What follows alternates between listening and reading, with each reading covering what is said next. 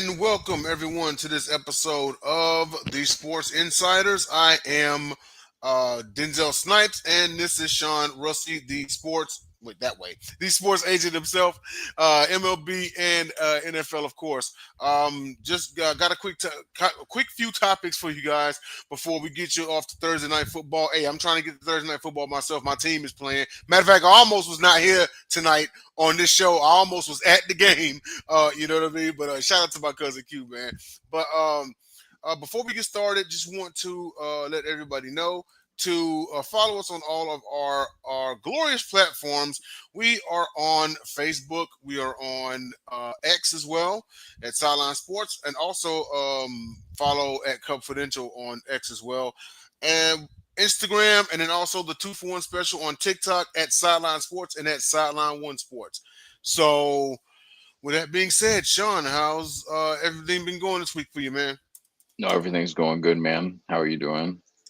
Doing pretty good, man. That damn tooth abscess had me sidelined for like last weekend and then up to now. So, but I'm feeling better and I'm glad to be back on camera. So, so let's get into some MLB trades that have already occurred. Hold on, let me change that style.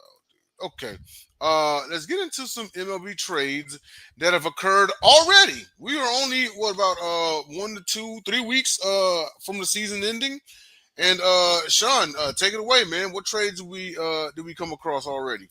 Yeah, so I mean, it's a lot of minor things, but small things moving around, and we'll notice some of the pieces that teams picked up during the deadline kind of get shifted, and we'll touch on that here shortly.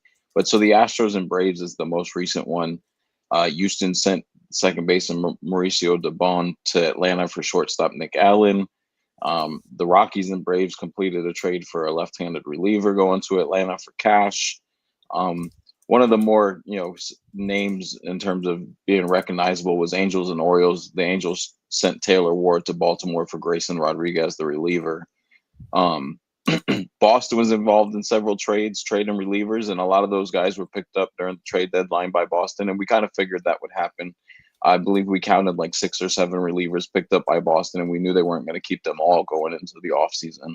Right. Um, so I think we'll see some more of that, especially I think Atlanta did something similar, even though they weren't considered buyers at the deadline. They did stock up on relievers, so I think we'll be seeing a few more trades from the Braves. The Rays and Twins did a similar move. The Rays traded a reliever to Minnesota for a minor league reliever. The Rays then traded a third baseman to Boston for a minor league reliever as well. So the Rays are shedding some salary, which is typical of the Rays at this time of year. They're probably not looking to make big splashes. Those are probably moves to get guys into extensions. White Sox also made a trade with the Rays that traded 2 relievers to the Rays for Everson Pereira and Tanner Murray. And then the Red Sox and the Rockies, the Sox traded another reliever, this time for center fielder Braden Ward. The Dodgers also made the first trade out of the gate after winning the series, trading a reliever to Seattle for a right-handed reliever. So just a lefty for a righty there. Pretty much. Pretty much an even swap of salary too. And even though free agency has been open, all we've really seen so far is players either declining their team options or declining their pending qualifying offers from teams. And then that deadline hit. We've got one more deadline tomorrow. So maybe things will pick up tomorrow, but I actually expect they're going to pick up in 2 weeks, kind of like last year with the Soto trade at the meetings. Mm-hmm. Okay, then. So, no real blockbuster trades out of the gate. Of course, Mauricio Dubon, longtime Astro, being sent to Atlanta. So I mean, you kind of figure, at the beginning here. I mean, if there's going to be any big time trades, it's going to happen a little bit later on. But initially, you get kind of the smaller ones out of the way. But with that being said, we'll move on to the argument of salary cap versus no cap. in which there's had been an immediate topic for discussion upon the Dodgers winning their second straight World Series because they have a stacked roster with all these huge contracts and everything. So, some things of note here. So, the MLB owners are actually increasingly pushing for a formal salary cap similar to other major leagues. Now, the MLBPA strongly opposes the salary cap, arguing that it would limit player earning power and reduces bargaining leverage. Now, owners will point it to massive payroll, such as the Dodgers operating with a 340 million plus dollar payroll, as evidence that competitive balance is broken. Sean, you want to elaborate on any of those Yeah, points? and I think this is kind of get towards why we're free agency is actually slow because no one really knows where it's going to go after the CBA expires December 1st, 2026. There's already rumblings of a potential work stoppage, and I'm assuming this is going to be the key sticking issue if we get to a work stoppage is this right here.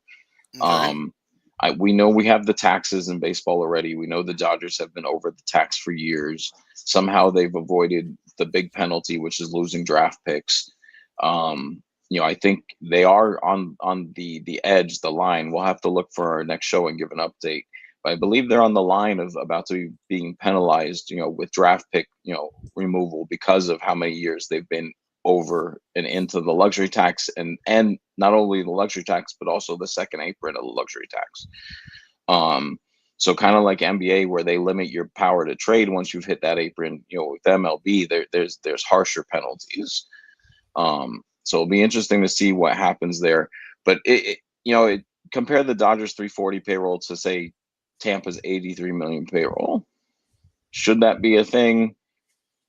I mean, does giving the Rays the ability to spend up to say 180 and saying the maybe the new luxury tax is 220, does that make the Dodgers that much worse at 220? Are the Rays still even in a position even to spend 180?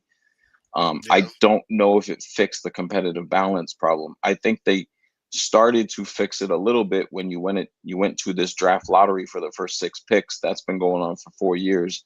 I Right. think they need to extend that out into the entire, you know, maybe 10 picks or every team that didn't qualify for the playoffs, Mhm. versus just 6 picks, um, to make sure that, just like in the NBA, I think it was a couple of years ago, no one expected, the Magic to have the number one when Banchero was coming out, and they ended up landing the number one pick. So I think like that, where you have some randomness to the draft and not just, oh, let's tank, you're also going to eliminate some of that. So you want to talk about how you get eliminating competitive balance. Stop doing the draft strictly based on records. Extend the lottery a little bit. Cap will help, but I don't think it's going to help a team like Tampa or Oakland for that matter spend more money. Now, when they move to Vegas, maybe they'll have more money to spend. They will. I you know, we'll see what kind of crowds they draw. The Raiders usually draw decent crowds until they start losing. Now it's a ghost town out there. Um, so we'll see how they do. The hockey team out there does well in terms of drawing crowds every night. Obviously, they've won a couple Stanley Cups, so Winning that Stanley Cup helps. helps. Yeah. So we'll see. I'm not sure a cap because of how many small markets you have in baseball. I don't know if it necessarily just that's the ultimate wand that fixes competitive balance. I think you got to keep looking at this draft and keep finding ways to make the draft, making sure the worst teams do get good players, but it's not always the team that tanks. Like the seventh or eighth place team should have a random shot at getting the first through third pick. Of course. Okay. And moving on, we will hit on payroll versus competitive balance disparities. So, a little further into this one. So, there apparently is a large and growing spending gap between high spending clubs and low spending teams, which owners believe actually compromises fairness. The current competitive balance luxury tax system is viewed by many owners as not strong enough to control spending. Sean, you want to elaborate on that one? Yeah, so maybe, especially in discussions, maybe they'll look at something where the NFL forces teams to use a percentage of the cap over a 3-year period. And again, if you don't hit it, you're facing penalties. So I think that could be a move for them where, hey, you have to spend X amount percentage of the cap number over this whatever period they come up with. Because obviously, with baseball free agency being 7 years out, they're going to have to look at some different ways in terms of the percentages and how many years they make them in terms of hitting that number. Right. Um, but I think that would be a way where you can make teams like Tampa spend a little bit of money. Now, here's the other thing, though.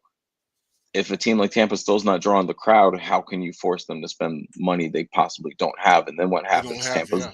Tampa's then looking to actually sell and move out of Florida at that point. And the same thing and obviously the Twins have a long-standing history, but they have not been great lately. What happens if a team like that just starts bottoming out and the crowd you're going to move the Twins out of Minnesota? There has to be, I think, something in place too where some of these media deals give more chunks to the bottom teams in terms of money versus teams like the Yankees and Dodgers who don't necessarily need a bonus from the media deal. Right. You know, you figure the three biggest markets in baseball are the L.A., New York, and with Boston. You kind of figure, right? Maybe you can maybe argue Chicago. You know, um, our friend needs deals and it's crazy because, like, well, even in college, like, you're not thinking cities, it's like the university kind of figure, right? Like, even though Ann Arbor is in the Detroit-ish area, but I mean, you got Notre Dame, which is an Indiana team, essentially. They're a farm state, but they got this huge, but they got a rich history, and they got the deal with NBC and Peacock and everything like that. So I know we're talking college ball versus pro ball, but my thing is this: if you do, like you said, if you do offer these deals to these smaller markets, you know what I'm saying? Um, to a Tampa Bay, to a no, I don't want to say Seattle.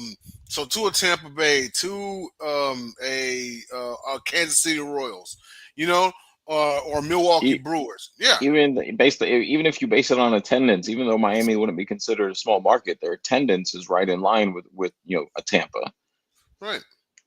Right, and the crazy part is I wouldn't even consider Miami a small market. Like I've never gotten how a city can be a major city, right, and consider small market. Miami It, has like every professional sports team. I like to call it a playoff city. They'll show up if you make the playoffs. Fair enough. It's fair enough. But we'll move on here to our next topic, and that is the upcoming CBA expiration and a lockout risk. So, the current CBA does expire on 1 December 2026, setting up a significant negotiation showdown. But many around the league believe that a lockout or a work stoppage is possible for the 2027 season due to the scale of disagreements. Sean? Yeah, like we touched on here, there's some big issues at hand for the first time in a while in the CBA. And especially there's, and we'll touch more on this in a minute when we touch on the revenue. There's going to be different money coming in. There's going to be, a need to split these deals differently. You can't split the media deal evenly if you want competitive balance as well. You've got to look at doing the bottom half teams getting a bigger chunk of the media deal, like I said, versus the larger markets. They've got to take a smaller chunk because they really don't need the assistance in terms of spending money and maybe reaching a baseline number in terms of cap percentage spent. They don't need the help to get there. These other teams that you want to get competitive on year out. And Tampa's kind of the anomaly, right? Somehow they're competitive spending $80 million. Most teams Hmm. spending 80 million would be, where the A's were most years until this year. And that, they look to be turning a corner as they move. But you've got to give these teams some way to also be players in free agency and not just sit back and take what's left. You've got to give these teams some way to be in the trade market and not just have to always get rid of that big player as he's coming up on his extension or his arbitration where he's outplayed his number. I think back to the Tampa Bay teams that had a similar staff to the old Atlanta teams in the 90s where they had Smoltz and Avery, and you had Garza, Shields, and Tampa, and Grant Balfour closing games. And you had to get rid of all those guys as they came up because you didn't have the money even to keep one of them. I think they kept Shields for a little bit, and then his number became too big, and they had to move on from him as well. Yeah. So you've got to do something to help keep these guys long term, because that's how, obviously, the Dodgers, yes, they go out and trade for a lot of veterans. The Yankees, yes, they sign a lot of guys in free agency, but the core group is the same for 5, 6, 7, 8 years. They Pretty much. changing a Yeah. couple pieces around it, but the core group is the same. Tampa doesn't have that advantage. They can't do that. We'll see what athletics change when they go to Vegas, but in Oakland, they couldn't do that. Even to an extent, like the Angels usually go for one big guy, and like Trout's big on salary, and they usually have one more big guy they'll pay, and then the rest of their team is kind of just filled in because they've blown it on two guys. Yeah. And they and obviously being in the same city as the Dodgers, if they're playing on the same night, are you going to see Otani, or are you going to see Trout, who's now on the downside of his career? And on the downside is free. Yeah. And it was interesting how that whole time the Angels had the two best players in baseball, and they never saw a postseason. Well, because they were in the AL West. But Yep. uh, and now Otani's across town, and he's won two already. And like you said, Mike Trout's now on the kind of the downside of his Yeah, career. they're kind of, building around, they're not building around Trout as much, but they're starting to move away and rebuild. So, and again, it's one of those teams that's going to struggle under a new system without some extra media boost to be like, here, this is how this is going to help you fix, or addressing the draft lottery and extending it out to every non-playoff team versus just the bottom six records. Right. I still think bottom six records, kind of enhances the ability to be like, we're just going to tank. I mean, if you look at what the Rockies did this year, they pretty much said that from opening pitch was, we're not really going to be competitive from day one, so who cares? Yeah. No. Well. And we saw that when they were on pace to potentially set the record for losses. I can't remember if they ended up breaking it or not. But they were on pace early in the season when they were like 2-28, and everybody's like, oh, they're gonna shatter this thing. But it was just one of those things where they're like, we're gonna tank and we're gonna guarantee ourselves a top six pick. But if you Hmm. extend that out where it's even, say, the non-playoff teams, and you're up to 12 or 13 in the lottery, now if you tank and you end up 12th, you basically tanked for nothing. You threw Yeah. away a whole season for nothing, and now you've not only done that, you've upset the fan base by tanking. So who's going to come see you next year unless you make major splashes in free agency, or you really hit on your number 12 guy and he comes up and is just killing it? Yeah. Yeah. Absolutely. And to wrap things up, we're going to go to our structured revenue issues. So MLB is currently well, they're facing changing and uncertain revenue models, including declining regional sports network TV money, shifting streaming landscape, and long-term broadcast instability. And because of this, owners are seeking more cost certainty and structural economic reforms in the next CBA. Before you dive deep into this one, quick question for you: declining regional sports network TV money, could this be due to streaming deals? Because did it? Isn't Peacock set to air? It's one of these streamers that's set to air Major League Baseball next season. I believe Peacock has it, and then Fox still gets the Saturday games, I believe, even in that scenario. Right. I believe it's similar to NBA, where they're split over a couple nights between ESPN on Wednesdays and NBC on Tuesdays, and NBA TV Thursdays, and whatever. But this kind of touches back on what a few shows ago, where we talked about the regional restructuring too, where Tampa would be in a Southeast division, the Mets, the Yankees, the Phillies, the Red Sox would be in a North division. That would make more sense, a Northeast division, and that's how every other league is set up. Baseball is the only one that has some oddballs where it's like, how is Tampa in the East? Um, and they tried to fix it. I remember, Milwaukee to the Central after coming from the AL made all the sense in the world, because you have Chicago right there, you've got St. Louis right there. It made sense to put Milwaukee into that division, and I think that's going to be part of the conversation, because that comes up in 2030 when the restructuring could happen. Um, that's going to be, I believe, another sticking point here in terms of, well, if we're going to go to that should actually help stabilize the regional sports networks, because now you're going to have it. specifically where it makes sense in the region, versus again, you've got some teams where you're looking at it like I'm not paying to see a team down south. I live up north. I really just want to see these four teams, and that's what you'll have now. Um, but I do think MLB has to look at, kind of like NFL did. Maybe even you start selling specialty games at this point. Um, Mm, whether it's you know a network gets game one of this and game two. I know they give them series right now, but maybe you go, hey, game one and two is yours, game three is four is yours, and maybe you really spread this thing out to bring in more media money. I can't see any streaming that be like, no, we don't want a piece of the MLB playoffs. right. Or like if you come down to it, and MLB works some deal with Yes Network where Yes Network can be offered as an add-on to Peacock or something. I mean, just imagine the boost that would be outside of New York with the Yes Network. Um, Well, and one then thing. again, you make I'm them sorry. Go ahead. share what comes in. You don't just give that to the Yankees. You make them share what comes in, but you could start doing creative things once you have everything regionally based. Yeah, but now as far as the playoffs go, right? Um, the playoffs are pretty much two networks, TBS and Fox.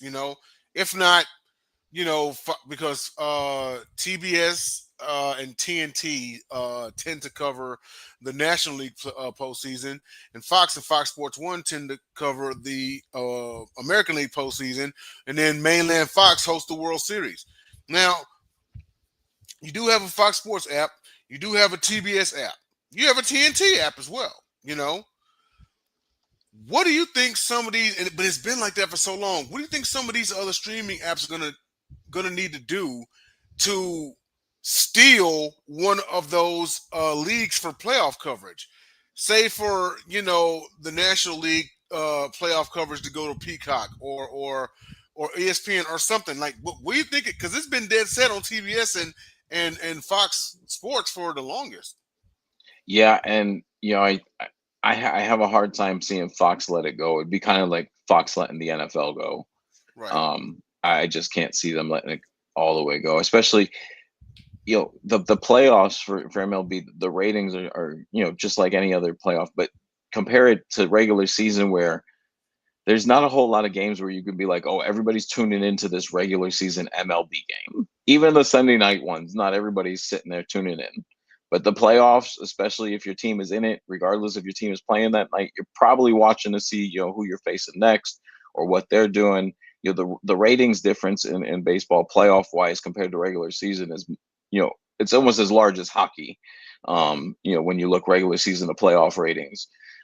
So I think it's just one of those things where Fox won't let it go, but I think if Peacock comes in with a strong enough offer where you're equal to TBS, again, maybe splitting the series isn't such a hard pill for TBS to swallow. Also, since TBS, I noticed this year they started doing the multi-broadcast like they did during the March Madness, where the games were also simulcast on True TV and some of their Yes. other networks that they own. So I wonder what MLB's cut of the simulcast was, and if that could be a sticking point in terms of MLB going, hey, your offer was this. This network came in later. We don't even have this network on our old contract because there was no TBS True TV merger at this point. What are we going to get from you now simulcasting our games, or we're going to walk over there for the same amount of money? Hmm.